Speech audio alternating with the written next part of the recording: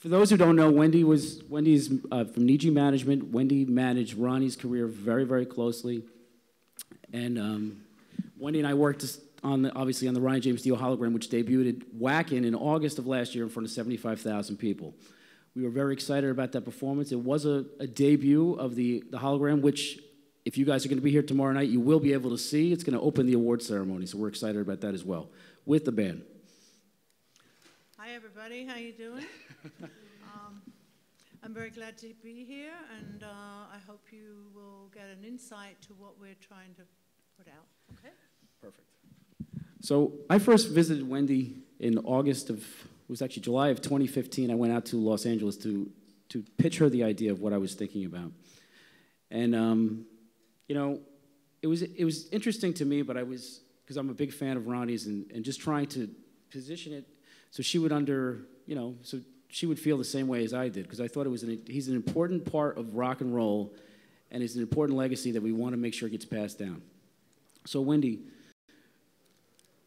do you remember what was going through your mind the first time I came into your office and talked to you about the idea? Well, at first I was a little apprehensive about it because it's so new, and I wasn't quite sure whether we should do it or not do it. But then the more I thought about it, the more I thought, well, you know what, let's do something for Ronnie's fans. Let's do something that, for the people that love to see him, could come and see him again. And for the ones that never got the chance or the opportunity to see him, they could be there. And that's what separates it from watching it, because you see this a lot, like watching it on YouTube, right? And watching things. To see Ronnie back on stage, that's what differentiates what we're doing versus that scenario, correct?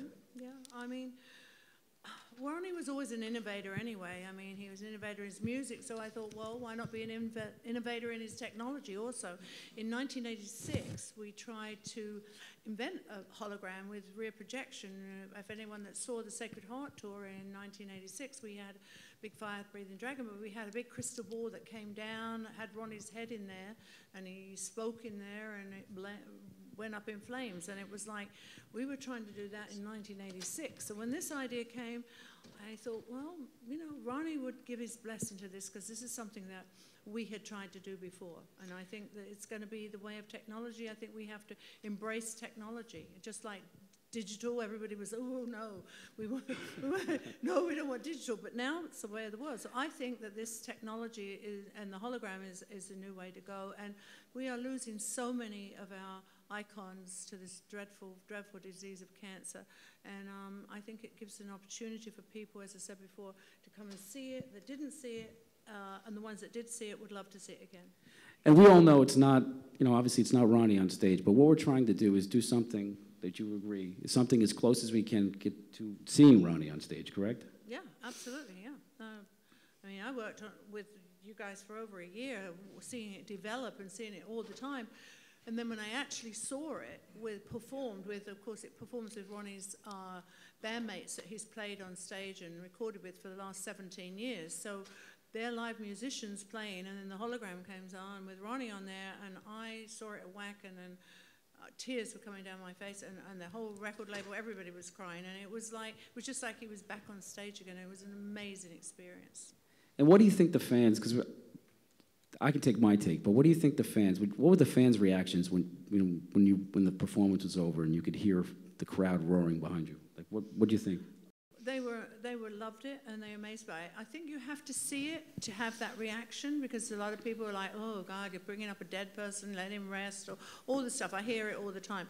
But you know, when you actually see it and you see that we're doing it because we want to bring him back, we want him to be there again, to perform with his band and have that live experience, and it is amazing. So, Wendy, what comes next?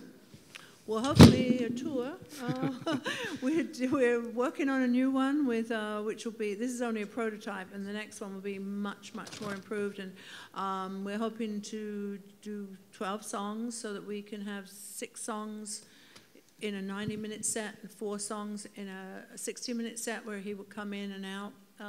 So still keep the surprise element that he comes in not the whole time, but just for 4 songs or 6 songs. And if we do 12, we can do 2 different experiences with different outfits on and different songs, and I think it's what fans can see. Yeah, I think the variety set list scenarios is what we're kind of going with that, right? So it gives everyone the ability to see Ronnie do different eras of his career, whether it's Rainbow or Black Sabbath, you know, Dio, even Heaven and Hell. So there's a lot of stuff to talk about. So, well, ladies and gentlemen, Wendy Dio.